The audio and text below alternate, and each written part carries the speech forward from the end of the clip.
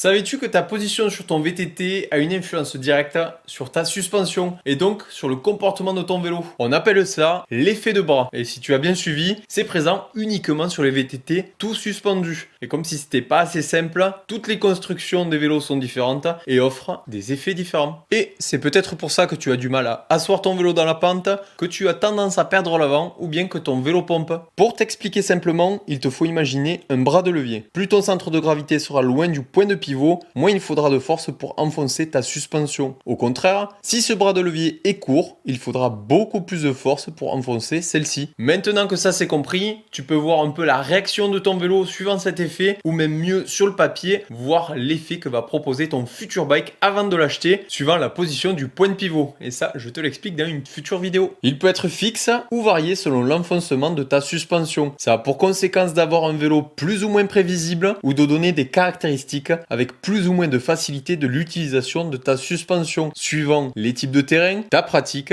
ou bien ton niveau. Mais attends, il y a une chose super importante. Il ne suffit pas uniquement de regarder cet effet de bras, car il est couplé aux autres effets, comme l'effet de frein, l'effet de chaîne, ta cinématique ou bien ta géométrie. Donc pour comprendre tout ça, abonne-toi.